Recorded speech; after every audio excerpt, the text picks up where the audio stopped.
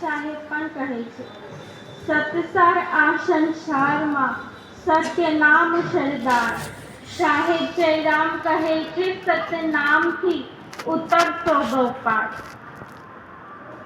તો આપણને બધાને આજે સતનામની રાખડી બાંધવાની છે. એ રાખડી બાંધીશું તો જ કાળના બંધનમાંથી મુક્ત થવાશે. ગુરુએ આપણને એક અનમોલ રાખડીની ઓળખ કરાવી છે. એવી સતનામની રાખડી આપણને બધાને પ્રાપ્ત થઈ છે, મળી છે. ત્યારે બાંધીશું, પણ કેવી રીતે બાંધીશું? તો કે નામ સ્મરણના સ્વરૂપમાં એને બાંધવાની છે. કહેવાનો અર્થ કે સતનામનું સ્મરણ કરવાનું છે. અને ત્યારે જ તો કાળના બંધનમાંથી, આ સંસારના બંધનમાંથી, લોક 84ના બંધનમાંથી મુક્ત થવાશે. અને આ રાખડી તો મહિલાઓ, પુરુષો કે બાળકો કોઈ પણ જાતના ભેદભાવ વિના બાંધી શકે છે. એવી આ અનમોલ રાખડી છે. તો નામ સ્મરણની આ રાખડી આપના અંતરમાં શ્રી ગુરુ પરમાત્મા પ્રત્યે આત્મભાવ અને સ્નેહને જાગૃત કરે છે.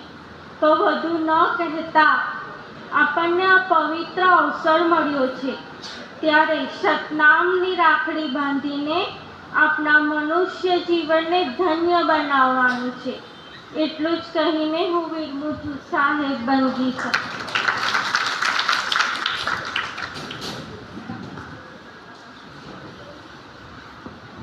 સદગુરુ સાહેબ की जय, સત્યનામ साहेब की जय, બંદગી. साहेब. બહુ સરસ રીતે રાજેશ્વરી દીકરીએ પણ સતનામની રાખડીનો મહિમા બહુ સારી રીતે આપણને સમજાયો. જેને જેને સતનામનું સ્મરણ કરી અને સુરતાને આ સતનામની રાખડી જોડે બાંધી દીધી છે, એવા ખેમસરી સતયુગમાં થઈ ગયા.